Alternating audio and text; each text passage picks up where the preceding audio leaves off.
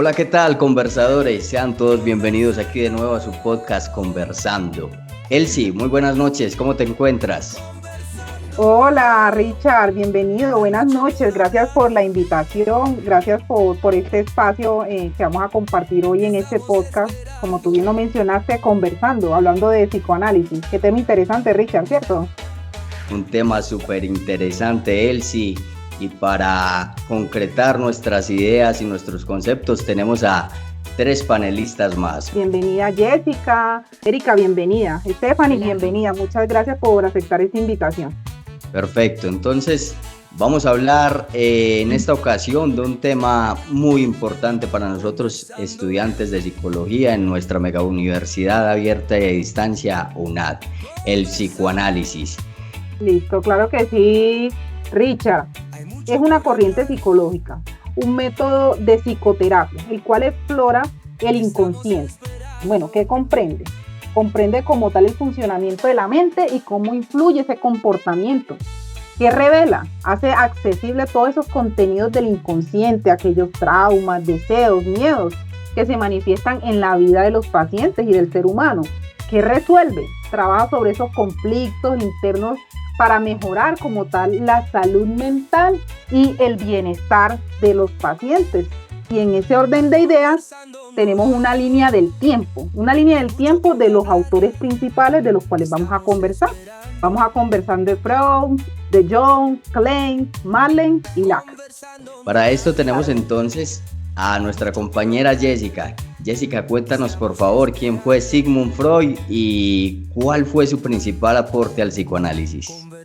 Bueno, chicos, buenas noches. Freud, considerado el padre del psicoanálisis, desarrolló a comienzos del siglo XX una teoría revolucionaria sobre los sueños, expuesta principalmente en su obra de la interpretación de los sueños en 1900. Para Freud, los sueños no eran simple producto sin sentido, sino manifestaciones del inconsciente que revelaban deseos y conflictos reprimidos. Freud planteó que todo sueño, en esencia, es la realización disfrazada de un deseo inconsciente. Muchas veces esos deseos son inaceptables para la conciencia, por lo que parecen bajo cultos simbólicos. Por ejemplo, cuando soñamos que hay un amigo, pero al mismo tiempo esa persona se parece mucho, por ejemplo, a un profesor de la escuela o de la universidad. Entonces, él asemeja a que esto en realidad es inconscientemente mezclando dos figuras que son importantes para nosotros. Cuando soñamos subiendo o bajando escalas o con movimientos muy rápidos, para Freud, estos movimientos de subir y bajar en realidad simbolizaban deseos sexuales reprimidos que no habíamos podido desarrollar. Los sueños suelen tener un inicio, suelen tener un desarrollo y suelen tener un final. Pero para Freud en realidad esto lo hace el inconsciente, o sea, desarrolla como una forma de explicar el sueño, como para que tenga como un contexto, pero la realidad es que eran fragmentos inconexos, o sea, en realidad nunca existió como esa secuencia. Por su parte, en la línea de tiempo pasamos entonces a Carl Jung. Jung fue un médico y psiquiatra suizo que trabajó y se ligó en una gran parte de su investigación a Sigmund Freud precisamente. Pero entonces llegó Jung con unas ideas un poco más evolucionadas de lo que son los sueños y lo que es el inconsciente. El aporte principal de Jung ya no fue solo el inconsciente individual, sino el inconsciente colectivo, una capa muy profunda dentro de la mente que compartimos los seres humanos y que se expresa a través de arquetipos, que son los sueños, los mitos y los símbolos. Podríamos dar un ejemplo hablando de lo que es la persona, la máscara social que mostramos, la sombra, que se refiere a todo aquello que ocultamos o rechazamos, y está el ánima y el animus, que son la parte femenina y masculina del inconsciente de cada persona. También está el sí mismo, que simboliza la totalidad, es decir, esto integra toda nuestra psique. Adelante, Stephanie. Muy bien, muchas gracias Richard por el paso. Bueno, yo entro para hablarles sobre Melanie Klein, psicoanalista nacida en 1882. Klein es considerada pionera en el psicoanálisis infantil. Se enfocó en las primeras experiencias del bebé y en cómo estas pues moldean como la personalidad a lo largo de su vida. Fue la primera en aplicar el psicoanálisis a niños muy pequeñitos. Bueno, sus principales contribuciones fue primero la técnica del juego, o aplicó ese método de análisis infantil para que los niños pues expresaran como su mundo interno, ¿sí? Como segundo, fueron las posiciones psíquicas. Ella habla sobre el esquizo paranoide, que es cuando el bebé divide la experiencia en bueno y malo. Y depresiva, que ya es cuando empieza a integrar ambas, y ahí es donde empieza a aparecer como el sentimiento de culpa y el deseo pues como de reparar algún daño. Como tercero, tenemos la importancia del vínculo temprano con la madre para la vida emocional y social. Ella aplicó el inconsciente en pensamientos y emociones y conductas. Estudió la comprensión de las relaciones humanas, como el amor, el odio, la dependencia y el miedo. Muchísimas gracias, Stephanie.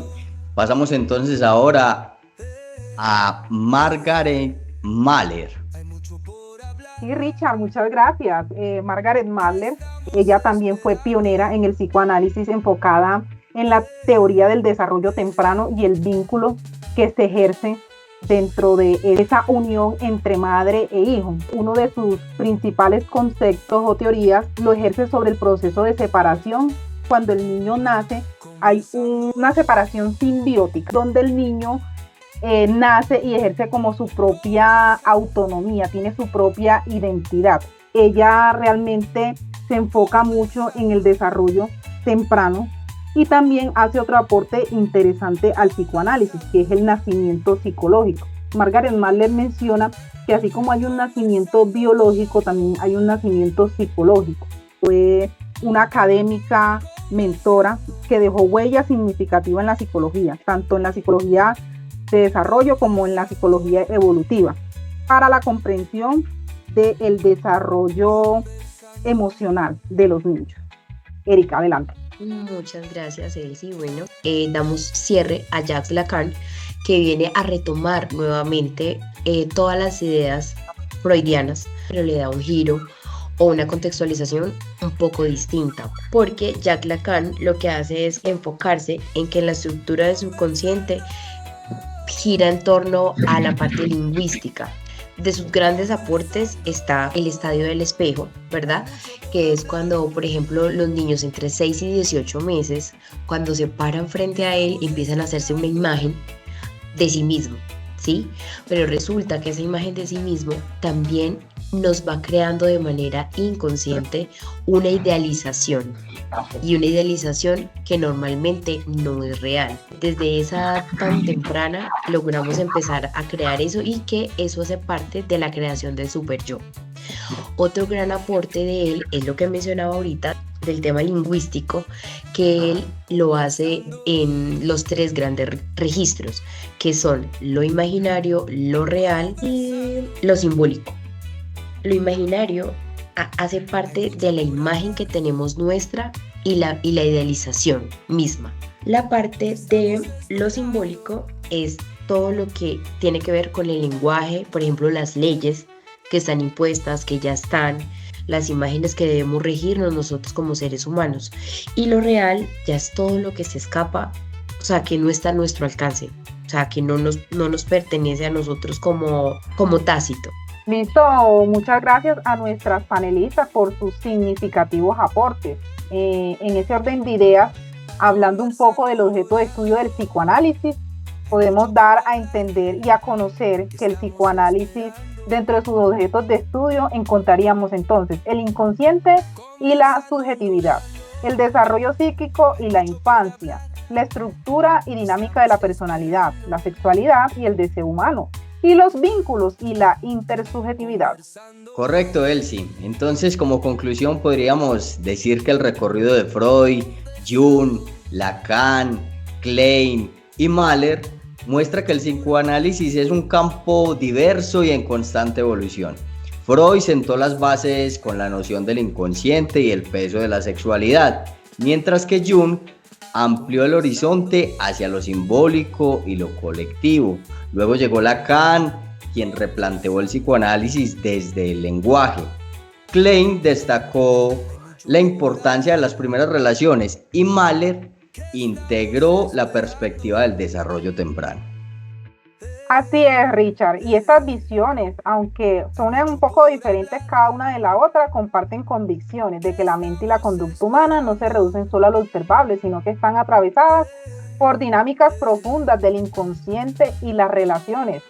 Muchas gracias a nuestras panelistas invitadas, muchas gracias por sus significativos aportes de cada autor sobre el psicoanálisis. Gracias, Richard. Claro que sí, aquí siempre dispuesto y nos veremos de nuevo, conversadores. Gracias, chao. Conversando.